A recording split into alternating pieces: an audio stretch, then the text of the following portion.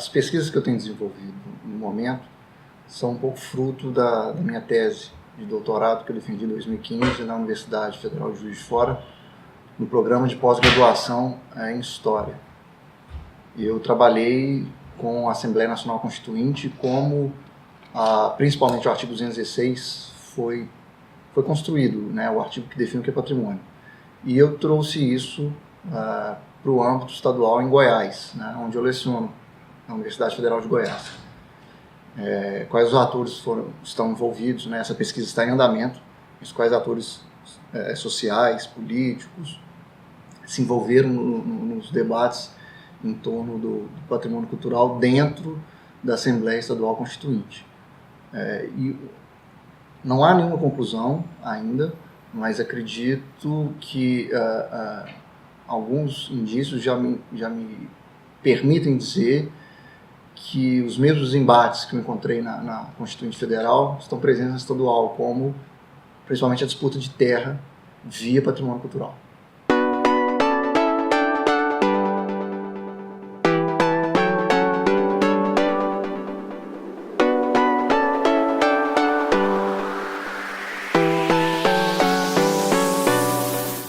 Eu acho ótimo, eu acho que é um reflexo da ampliação do conceito de patrimônio que a Constituição de 88 traz.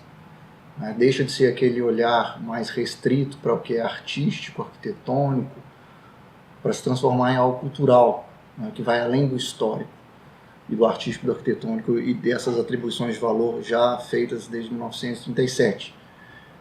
O olhar antropológico da cultura e a consequente definição do que é patrimônio a partir da antropologia engloba uma diversidade que até então baseava-se só na pedra e cal e traz à tona sujeitos, novos protagonistas que estavam até então à margem do discurso sobre o patrimônio ou sobre o que é patrimônio, como, por exemplo, a cultura indígena ou as culturas indígenas, os sítios quilombolas, a tradição ou as tradições dos imigrantes que formaram parte do território brasileiro, etc.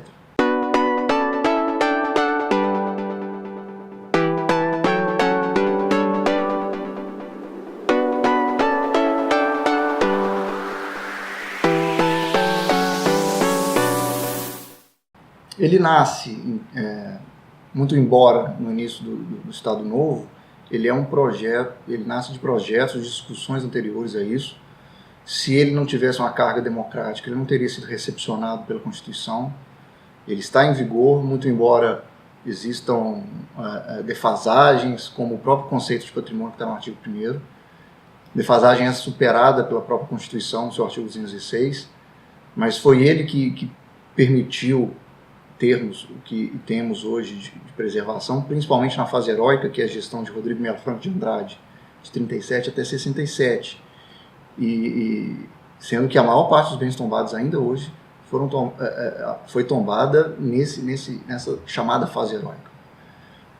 Eu acho que o tombamento, o principal instrumento, ou a principal novidade desse decreto, ele precisa ser assessorado por outras figuras jurídicas, como a transferência do direito de construir, a isenção de IPTU, os planos diretores devem ser meios de apoio ao proprietário e à gestão democrática da cidade. Enfim, o tombamento em si só ele não acho que ele não resolve toda a questão, porque o patrimônio cultural ele não pode ou a gestão do patrimônio não pode se voltar somente para o objeto, ele tem que se voltar para a comunidade que vive aquele patrimônio. Enquanto o patrimônio não for meio para a emancipação do indivíduo e de sua comunidade, ele será meramente retórico.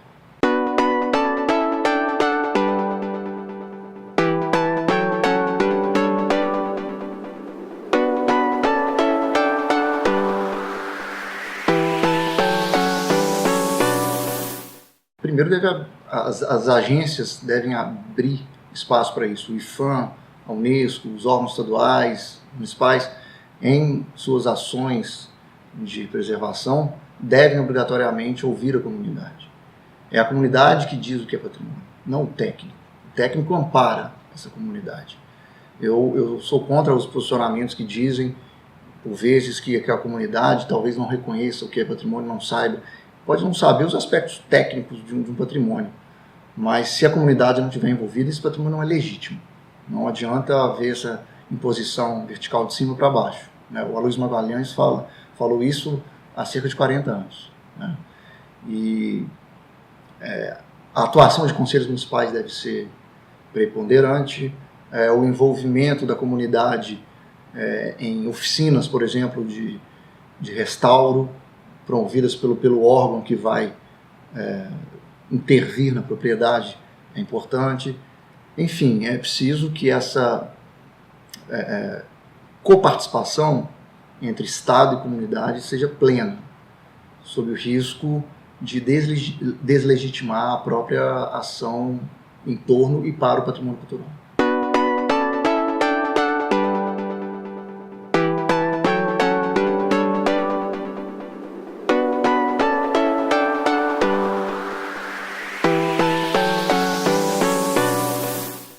Primeiro é o que a gente acabou de falar, é preciso a participação popular, efetiva, para além da retórica. É preciso instrumentalizar, principalmente os municípios, com técnicos, o IPHAN com técnicos. Nós vivemos um ano muito difícil para o IPHAN. O IPHAN é uma instituição que completa também 80 anos e que precisa de mais pesquisadores, de mais técnicos, para que dê conta de um patrimônio ou de patrimônios culturais tão amplos como esse que a gente encontra num país de dimensões continentais. E é preciso investimento em cultura. Enquanto a gente for um país que não investe em cultura, a gente não consegue a tal da emancipação.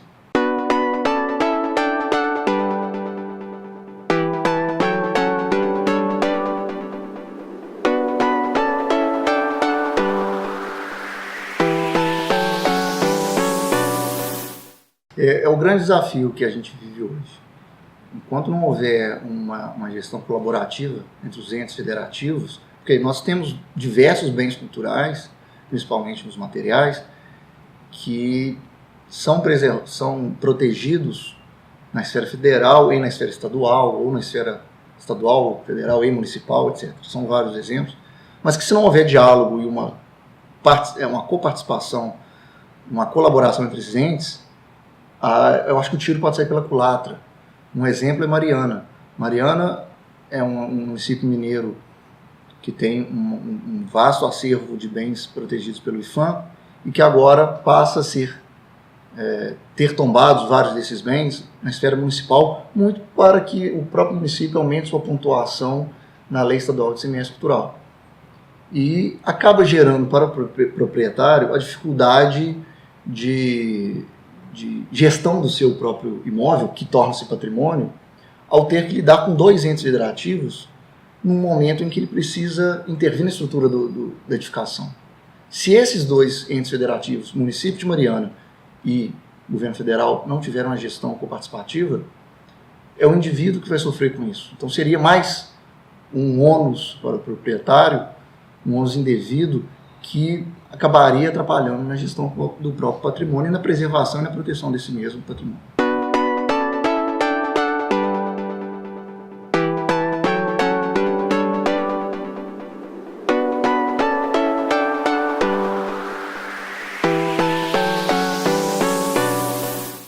Isso dá uma tese, né? Mas eu acho que seria uma forma de promover a dignidade da pessoa humana. E falando de dignidade da pessoa humana, sem esvaziar esse conceito, né, que é muito vulgarizado. Há um autor que me faltou o nome agora, que fala da tirania da dignidade da pessoa humana. Né? Usa-se a dignidade da pessoa humana para justificar todo e qualquer ato, esvaziando o seu próprio conceito. Mas nesse caso, é um meio dessa tal emancipação que eu bato nessa mesma tecla, porque as manifestações culturais que são englobadas nessa categoria de patrimônio material, geralmente são expressões culturais de grupos marginalizados até então das políticas públicas via cultura. Se pensarmos aqui nas paneleiras de goiabeiras, nos hinos do Ayapi, na viola de coxo, no Círio de Nazaré, no frevo, são expressões culturais que não estavam no centro de discussão até o Decreto 3551 de 2000, que regulamenta o registro previsto pela Constituição de 88. Então, a gente torna a cultura efetivamente mais plural, mais diversificada, mais inclusiva, efetivando o que a Carta Constitucional prevê sobre direitos culturais. Claro que há muito a avançar ainda, mas a inserção desses bens, seja ofícios, saberes, lugares, modos de expressão, etc., desde 2000, esses reconhecimentos democratizaram mais a efetivação dos direitos culturais.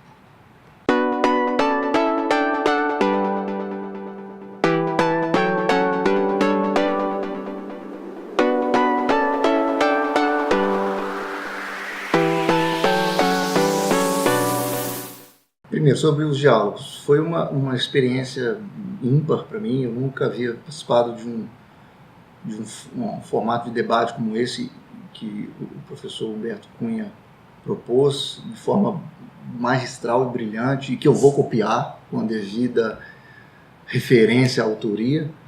E a delimitação dos 5 minutos foi também essencial para que a gente pudesse passar a palavra e provocar e ser provocado. Eu achei de uma riqueza de debate que faz com que cada um que participou e assistiu reflita, veja como que um mesmo tema possui pontos de vista distintos, às vezes contraditórios, às vezes complementares. Tem me feito refletir muito ainda agora. E qual que é a segunda parte da pergunta? Quais são os temas que estão te provocando hoje, os tópicos mais relevantes dos direitos culturais? A inclusão e a emancipação via cultura. Eu acho que isso, principalmente pelo patrimônio, que é a minha área de pesquisa. Porque é muito comum a gente ver ações de gestão do patrimônio que causam exclusão social, gentrificação, um aumento do abismo social. Mas há também meios de inclusão, como o próprio reconhecimento do patrimônio material.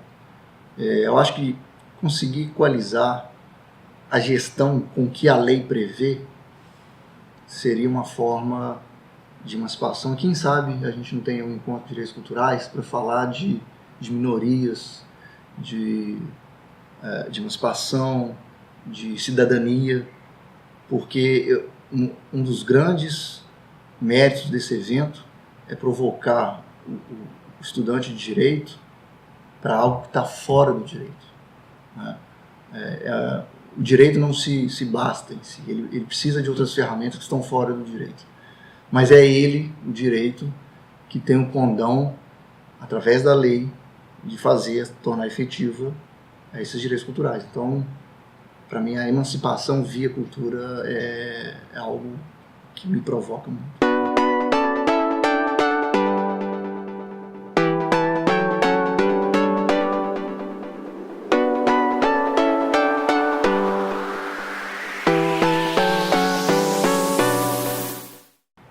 Meu pai nasceu em Fortaleza.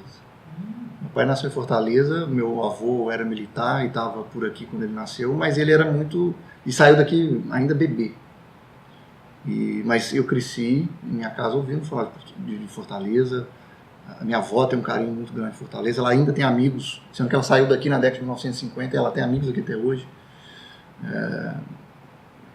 E quando eu saí da minha casa para vir para esse evento, e lá deixei meu filho de 3 meses, faz 3 meses hoje, eu me dei conta que eu estava saindo da terra de meu filho para a terra de meu pai.